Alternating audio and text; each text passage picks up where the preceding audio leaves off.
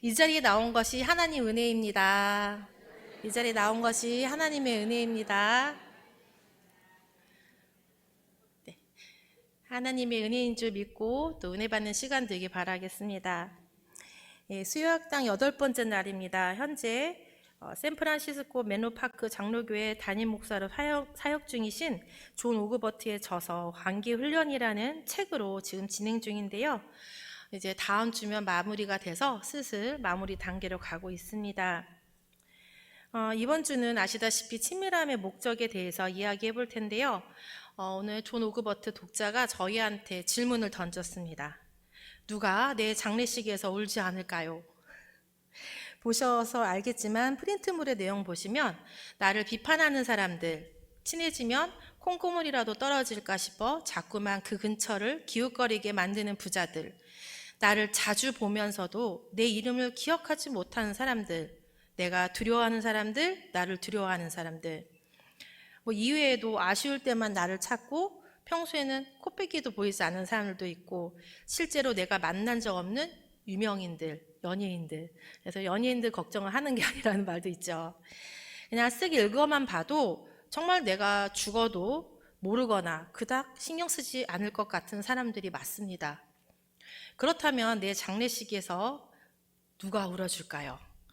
내 자녀와 가족들, 아내, 남편, 형제, 자매, 절친한 친구들, 내가 힘을 다해 도움을 준 사람들, 또 내가 먼저 떠날 경우에는 나의 부모님들이 되겠죠. 이들은 나와 진정한 친밀한 관계에 있는 사람들이죠. 그런데 문제는 내가 이런 내 장례식에 울어줄 친밀한 관계에 있는 사람들에게 내 시간과 삶을 얼마나 쏟고 있는가, 이것을 문의하는 겁니다. 대부분 사람들이 의외로 사회생활이나 내 성공에 도움이 되는 사람들에게 에너지와 시간을 많이 할애하려 하죠. 그래서 마틴 셀리그만은 매일 혹은 매주 5가지 의식을 지켜보라고 한번 추천해 봅니다. 매일 이걸 해보라고 하는데요. 시작, 재회, 애정 표현, 한 번의 주중 데이트, 칭찬. 이 저자는 부부 사이에서 해보라고 적극 추천했지만 가족 아니면 정말 친밀하게 자주 연락하는 그런 지인 사이에서도 가능할 수 있는 관계입니다. 첫 번째는 시작인데요. 아침에 서로를 어떻게 반기는가? 기쁨의 인사를 나누고 아침에 나누는 대화에서 상대방이 하루 중 일과를 어떻게 보내는지 물어보는 겁니다. 오늘 발표회 무슨 발표회라고 했지? 이렇게 물어보면서 그 주제에 대해서 잘 되길 바래, 잘 해낼 거야 하면서 용기와 격려를 해주는 것으로 시작해보라는 겁니다. 그리고 또 그것을 기억해 두었다가 나중에 그것이 어찌 되었는지 물어보고 나눈다면 그 관심을 받는 상대는 큰 기쁨을 누리겠죠. 길지 않습니다. 매일매일 2분이면 된다고 하고 평일 기준 5일, 그러니까 일주일이면 10분만 투자해도 관계가 몰라보게 회복되고 좋아진다고 합니다. 둘째는 하루 20분 제외입니다. 이렇게 하루를 마치고 집에 돌아왔을 때 20분 정도는 이게 막 속에 쌓아두었다가 이거 만나면 이거 얘기해줘서 뭐라 해야지 하는 말이 아니라 스트레스를 낮춰주는 재회의 대화, 이런 걸 하랍니다. 그래서 오전에 물었던 일에 대해서 결과가 어땠는지, 얼마나 잘 해냈는지, 무엇이 힘들었는지 공감해주고 격려해주고 웃으면서 서로가 노력해야 된다는 겁니다. 그리고 셋째는 하루 5분 애정 표현인데요. 아시다시피 애정 표현은 아무리 해도 관계 유지하고 관계를 쌓는 데는 너무너무 좋은 애정 표현이죠. 모두가 아는 사실입니다. 부부 사이, 부모 자녀 사이에서도 충분히 가능한 표현이 됩니다. 저희 아들이 고3인데요. 아직도 집에 오면은 엄마하고 뽀뽀하고 안아줘요. 그래서 야, 너는 다 큰 남자애가 이러니? 그러면 엄마, 그래도 제 나이 또래 아이가 이렇게 해주는 거 감사하게 생각하셔야 돼요. 그래요. 근데 진짜 감사하더라고요. 어느 고3 남자아이가 아직도 그러겠어요. 그렇죠? 근데 이렇게 하면 정말 그러지 못한 첫째보다 더 애틋한 건 맞습니다. 이렇게 자녀들이 아무리 성장했어도 안아주고 도닥거려주고 이런 것들이 애정 표현에 아주 좋다는 말씀이죠. 넷째로 일주일에 한 번 2시간 데이트, 꼭 2시간이 아니더라도 30분이든 1시간이든 할애를 하면 좋습니다. 그래서 단 둘 아니면 자녀와 부부 사이에서 친밀한 시간을 꼭 할애를 해보라는 겁니다. 5번째로 하루 5분 칭찬을 하는데요. 예를 들어 아내가 넥타이를 골라주면 너무나 당연하게 받아서 그냥 매지 마시고 당신 센스 엄청나, 좀 이렇게 멋진 나한테 잘 어울리는 넥타이를 골라줬어 칭찬해주고, 또 아내는 하루 종일 수고한 남편에게 오늘 정말 고생 많으셨는데 너무 힘드셨죠, 애쓰셨어요, 가족을 위해서 너무 감사해요, 이렇게 수고의 말을 한다든지 진심 어린 칭찬을 해야죠. 진심 어리지 않고 영혼 없는 칭찬을 하면 안 됩니다. 그래서 이렇게 서로가 서로에게 기쁨을 주기 위해서 노력을 해야지만 친밀해지겠죠. 이토록 사람은 싫든 좋든 배우자와 친구, 가족들과 그 모든 외의 사람들과 연결이 되어 있는데 이 사람들과 소통을 하면서 늘 살아가죠. 이왕이면 친밀한 소통을 통해서 그들이 여러분의 장례식장에서 여러분과의 헤어짐에 눈물을 흘리는 그런 친밀한 관계를 쌓으면 어떨까 하고 저자가 제시한 겁니다. 그런데 이런 관계가 그냥 이루어지는 것이 아니라 상대와 나, 그리고 이 공동체 전체 협력적인 노력이 완전히 녹아 들어가야 한다고 합니다. 이것을 뜻하는 성경 용어가 바로 샬롬입니다. 샬롬 상태에서는 사람들이 평화롭게 일해서 좋은 결과를 거둔다고 합니다. 천국에서 어린 양과 사자가 나란히 누워서 안전하게 잠을 청할 수 있듯이 샬롬 상태에서는 서로 상대방을 섬겨주기 위해서 진정한 선의의 경쟁이 일어나고 공동체의 모든 사람이 협력에 푹 빠져든 모습이라고 합니다. 과연 나는 이 공동체를 위해서, 협력을 위해서 푹 빠져들었나 한번 생각을 해보아도 좋을 것 같아요. 성경의 예를 들면 룻의 시어머니 나오미는 자신의 고향을 포기하고 나오미는 며느리 룻의 행복을 위해서 자신을 포기합니다. 이것이 상대를 위해 서로를 위한 진정한 친밀함의 모습입니다. 또 요나단이 친구 다윗과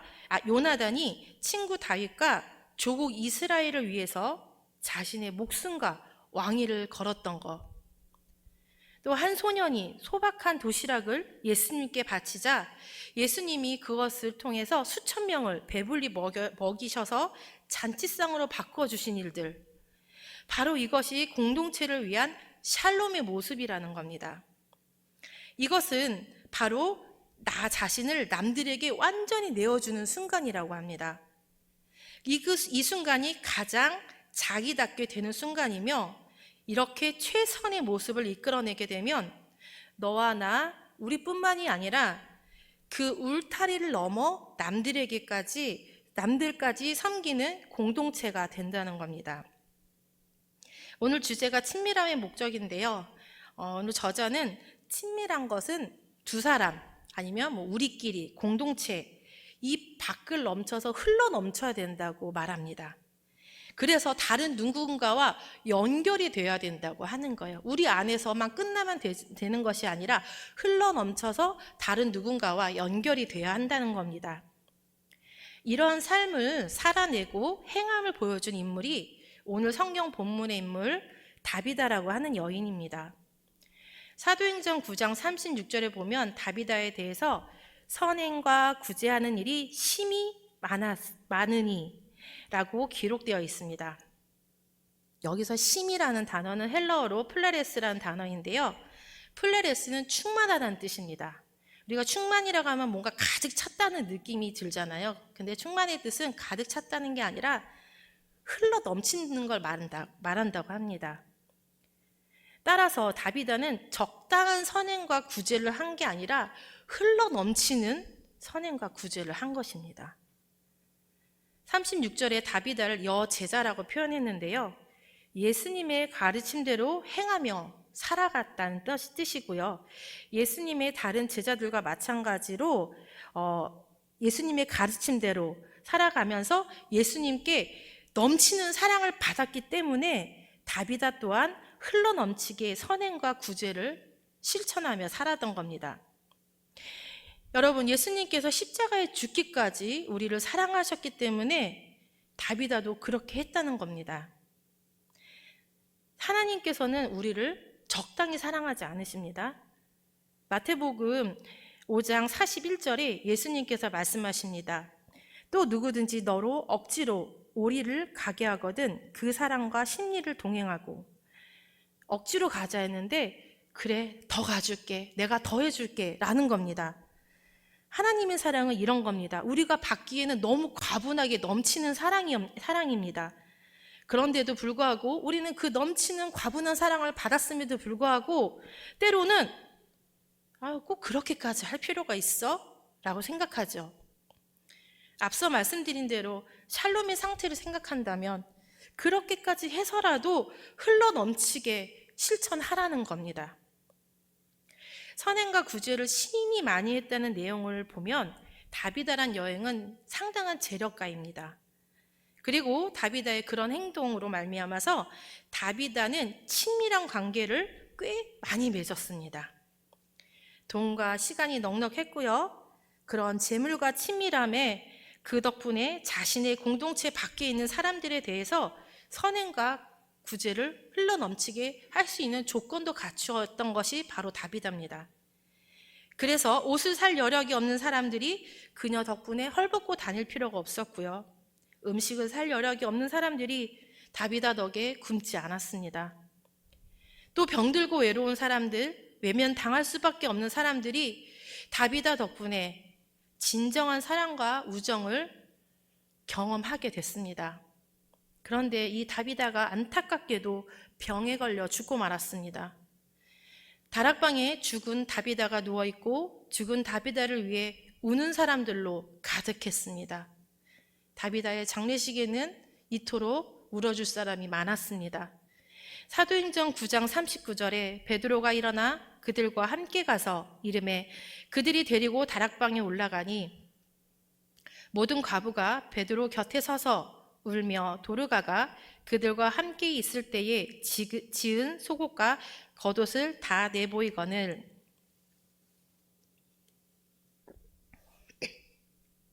이 당시 속옷과 겉옷은 지금과 같이 단순한 그런 우리가 아는 속옷과 겉옷이 아닙니다, 여러분. 재산의 가치가 있었다고 합니다.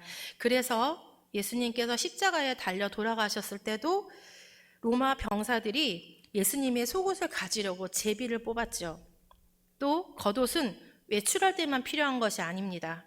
낮에는 햇빛을 가려주고요. 밤에는 덮고 자는 이불과 같았습니다.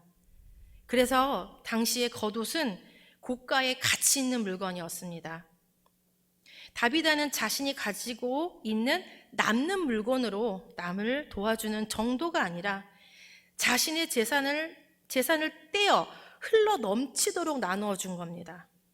이처럼 다비다에게 받은 사랑을 잊지 못한 사람들, 다비다가 자신의 울타리를 넘어 흘러 보낸 그 친밀함으로 인해서 다비다의 장례식은 그녀를 그리워하고 슬퍼하며 울어주는 사람들로 가득했습니다. 다비다의 이야기는 사랑은 주는 것보다 받는 것이 더 복되고 더불어 주는 것만이 사랑을 받을 수 있는 유일한 길인 것임을 보여주고 있습니다. 그런데요, 이렇게 반문하는 사람도 있을 수 있겠죠. 다비다는 재물과 시간이 넉넉했으니까 가능했겠죠. 그럼 가진 것이 없는 사람들은 할 수 있는 것이 무엇이에요? 라고 물어볼 수 있겠죠. 여러분 아시다시피 저는 영유아부 아기학교를 담당하고 있습니다. 제가 이 홍강교회에서 이제 사역하면서 영유아부 아기학교를 바라보면서 제가 전도사로서의 궁극적 목표와 하나의 꿈이 있습니다. 첫째는 영유아부가 좋은 시너지를 내서 홍강교회 다른 교육부의 본이 되고 싶다. 괜찮은 꿈이죠. 그래서 영유아부를 통해서 홍강교회가 사랑이 가득한 교회가 됐으면 좋겠다. 예, 그거는 제가 영유아부를 바라보며 마음의 중심을 갖고 사역하고 있습니다. 둘째는 아기학교를 통해서 믿지 않는 가정의 부모와 자녀들이 종종 교회를 접하게 됩니다. 그것을 통해서 교회가 낯설지 않고 익숙해지고 어느새 찬송을 하고 복음을 받아들이게 되면서 예수님을 영접하는 가정이 늘어나기 소망하고요. 실제로도 있습니다. 그리고 홍광아기학교를 통해서 지역사회에 좋은 소문이 나서 홍광아기학교 거기 되게 재밌대. 가면 마음이 따뜻해진대. 또 가고 싶다. 다음 기수는 언제 하지? 이러한 좋은 소문이 나서 좋은 영향력을 미치는 그런 아기학교를 만들고자 하는 그것이 제 마음에 아기학교를 바라는 제 사역의 목표입니다. 물론 제 힘으로 하는 건 아니지만 제가 중심의 그걸 가지고 기도하면서 제 자세인 거예요. 영유아부랑 홍광아기학교가 재물과 시간을 따로 들여서가 아니라요. 우리가 선생님들과 제가 할 수 있는 것, 그것으로 흘려보낼 수 있지 않을까. 그렇기 때문에 우리가 다비다와 똑같을 수는 없지만 우리에게는 울타리 너머로 친밀함을 흘려보낼 수 있는 그런 것들이 얼마든지 충분히 있다는 겁니다. 다비다의 이야기를 통해서 우리가 진정한 친밀함이 무엇인가 제대로 다시 생각해 봐야 하는데요. 우리는 홍광교회라는 공동체에서 홍광교회라는 공동체 밖에 있는 사람들의 삶도 풍요롭게 하기 위해서 흘려보내고 있는가? 저자는 그것을 생각해 보라고 하고 있습니다.